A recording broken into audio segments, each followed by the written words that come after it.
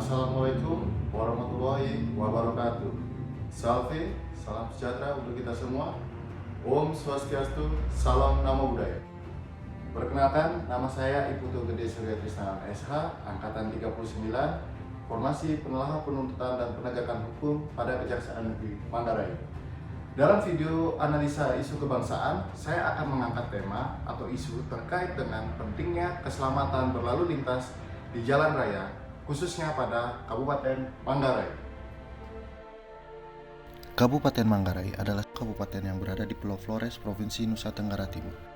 Kabupaten Manggarai mempunyai luas wilayah sebesar 2.100 km persegi yang terdiri dari daratan Pulau Flores dan pulau kecil yaitu Pulau Mules.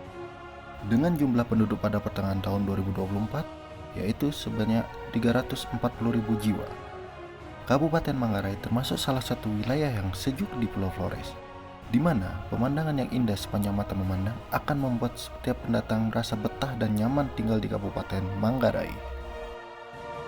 Tahukah kamu, terdapat 3 komponen terjadinya lalu lintas, yaitu manusia sebagai pengguna, setiap kendaraan, dan juga jalan yang semuanya saling berinteraksi dalam pergerakan lalu lintas. Menurut Undang-Undang Nomor 22 Tahun 2009 Pasal 2, keselamatan berkendara atau safety riding merupakan program nasional keselamatan lalu lintas dan angkutan jalan. Maka, kita harus mendukung dan melaksanakannya demi tercipta keselamatan dan keamanan di jalan raya. Lalu, saat akan berkendara, apa saja sih atribut yang kita butuhkan? Yang pertama, jangan lupa untuk menggunakan atribut standar keselamatan yang terdiri dari helm sebagai pelindung kepala, jaket, sarung tangan, celana panjang, sepatu, ditambah pelindung dada dan juga masker. Kita bahas dari helm.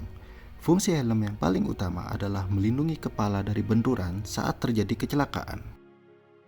Meski fungsi yang sudah jelas, masih saja ada yang mengabaikan dengan berbagai alasan. Misalnya ketika tidak ada polisi, jarak tempuh yang terbilang dekat, atau hanya malas yang pastinya tidak boleh dicontoh.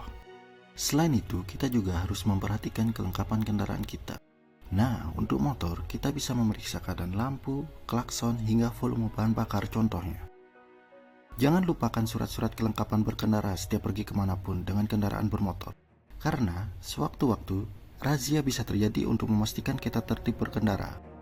Maka dari itu, selalu periksa ya sebelum bepergian kemanapun. Nah, sekarang apa sih sanksinya jika kita melanggar ketentuan berkendara?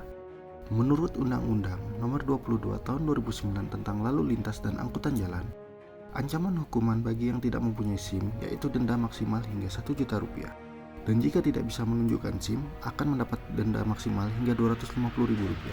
Dan jika tidak bisa menunjukkan STNK, akan mendapat denda maksimal hingga Rp500.000. Kemudian, jika kendaraan tidak memiliki kelengkapan utama sesuai ketentuan, maka akan dikenakan denda maksimal hingga Rp250.000.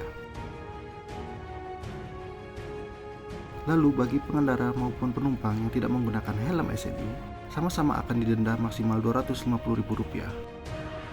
Untuk pengendara mobil nih, yang tidak memakai sabuk pengaman akan didenda maksimal Rp250.000. Dan jika plat nomor tidak ada atau tidak sesuai dengan ketentuan, akan didenda maksimal hingga Rp500.000. Dan ini merupakan salah satu pengendara yang tidak boleh dicontoh ya teman-teman, karena pengendara ini tidak menggunakan helm, motor tidak menggunakan plat nomor, muatan berlebih dan juga merokok di jalan raya. Lalu untuk pengendara yang ini juga jangan dicontoh ya, karena penumpang tidak menggunakan helm, motor yang tidak menggunakan plat nomor dan tidak sesuai dengan standar keselamatan.